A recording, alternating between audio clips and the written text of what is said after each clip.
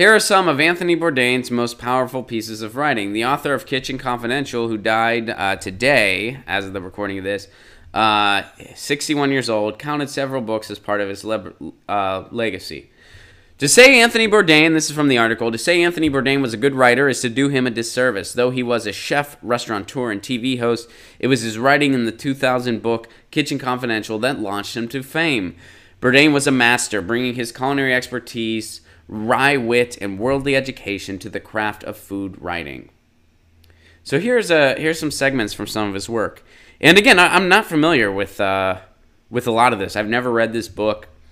I've never really watched his shows. Once you've been to Cambodia, you'll never stop wanting to beat Henry Kissinger to death with your bare hands. Interesting. You will never again be able to open a newspaper and read about that treacherous, prevaricating, murderous scumbag sitting down for a nice chat with Charlie Rose or attending some black tie affair for a new glossy magazine without choking. Witness what Henry did in Cambodia, the fruits of his genius for statesmanship, and you will never understand why he's not sitting in the dock at The Hague next to Milosevic. I wanted adventures. I wanted to go up the Nung River to the heart of darkness in Cambodia. I wanted to ride out in a desert on camelback, sand and dunes in every direction, eat whole roasted lamb with my fingers. I wanted to kick snow off my boots in a mafia nightclub in Russia. I wanted to play with automatic weapons, recapture the past in a small oyster village in France, step into a seedy, neon-lit pulqueria in rural Mexico. I wanted to run roadblocks in the middle of the night, blowing past angry militia with a handful of hurled Marlboro packs, experience fear, excitement, wonder. I wanted kicks, the kind of melodramatic thrills and chills I'd yearned for since childhood, the kind of adventure I'd found as a little boy in the pages of my Tintin comic books. I wanted to see the world, and I wanted the world to be just like the movies. Man, that is some good prose. I've never read, this is from a cook's tour. So we kind of switched gears a little bit. He was making a statement about Henry Kissinger, war criminal Henry Kissinger. And this is from Cook's Tour, so we switched gears there. But man, that is some good prose. Doesn't that, prose like that makes you want to just hop in a car. It makes you want to get in the van. It makes you want to hop on a motorcycle. Even though if you're anything like me, you have no clue how to frickin' ride one, and you'd probably get injured within 5.4 seconds. I'd fall off in about 5 seconds. If I got on a motorcycle, 5 seconds, I'd be on the ground treating my bruises. That would, but this reading this makes me want to jump on one in a very big field where there's no chance of me hitting anybody else. Motorcycles freak me out, man. Anyone that can ride them, you have my admiration. They scare me.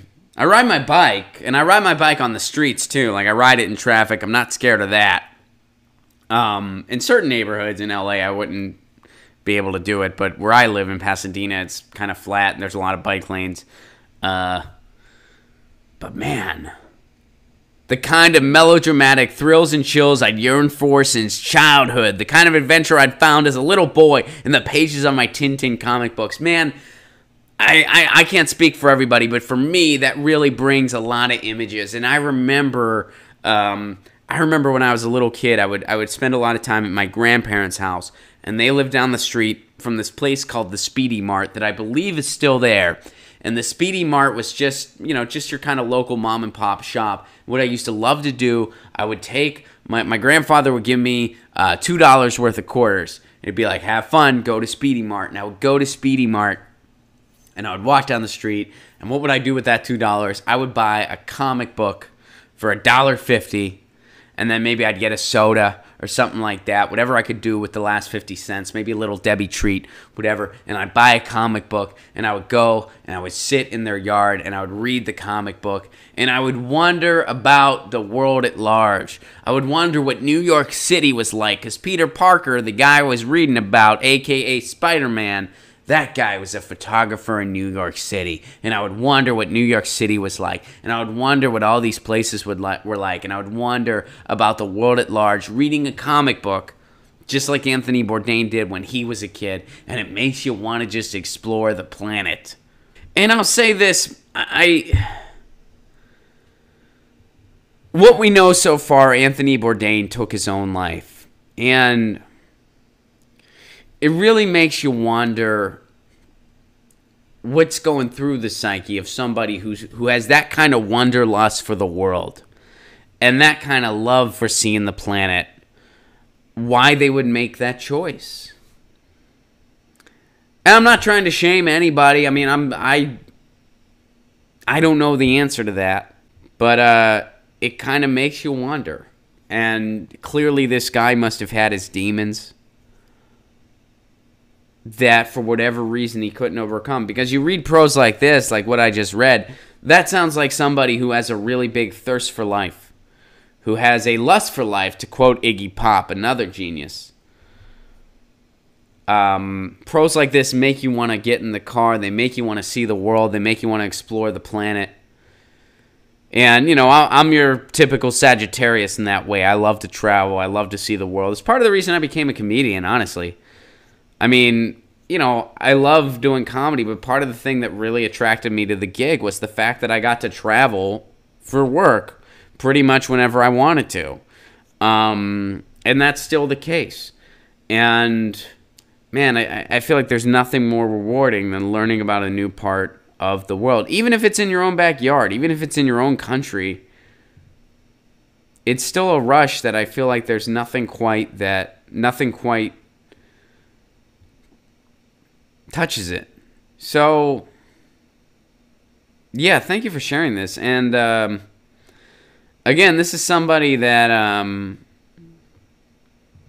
never watched Anthony Bourdain's show. I mean, I was aware of him. I was cognizant of him.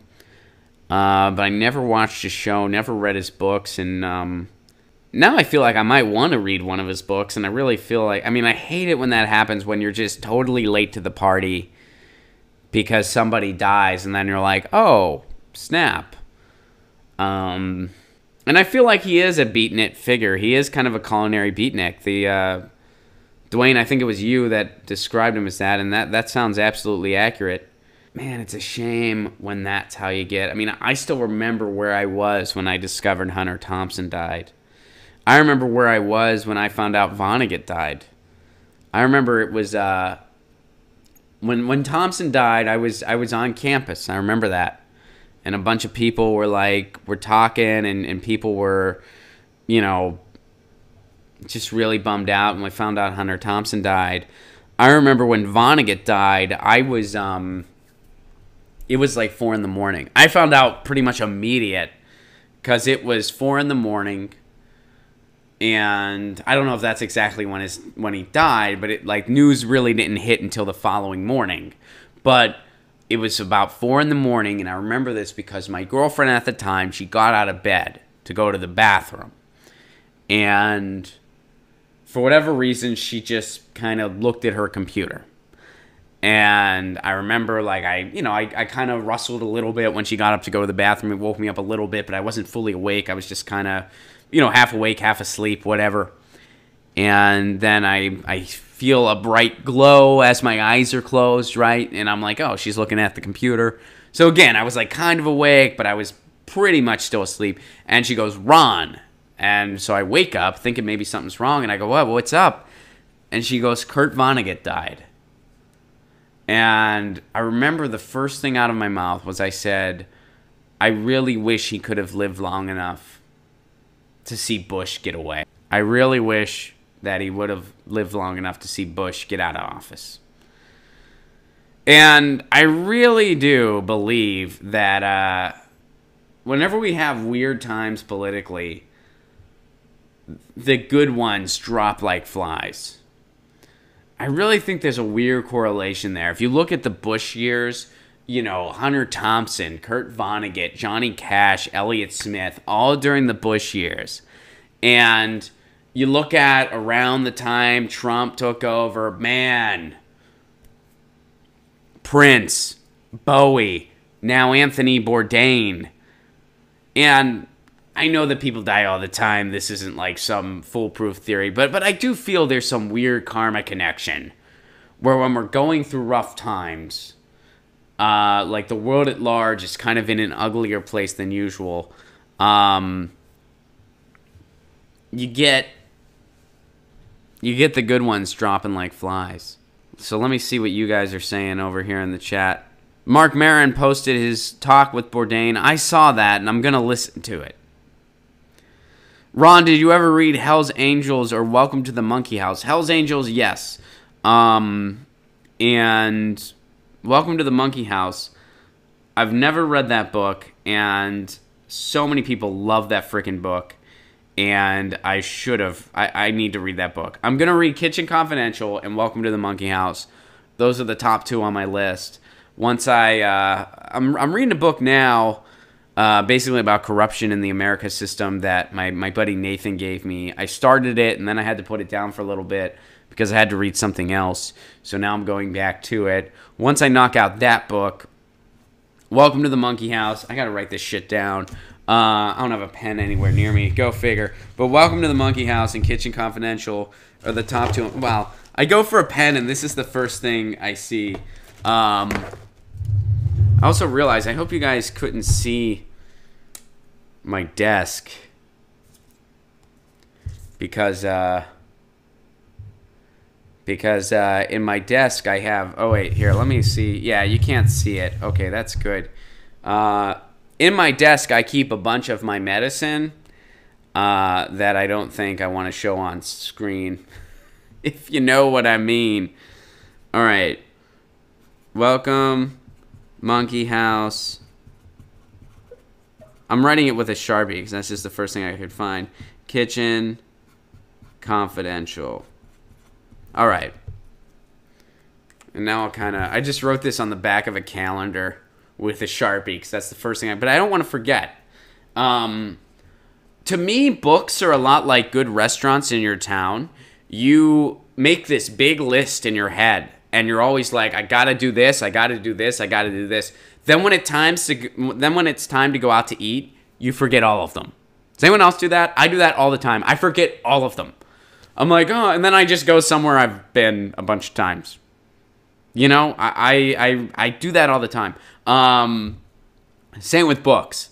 I'll be like, oh, I'm good. I'm ready for a new book. I just finished the last one I was working on. I was kicking around.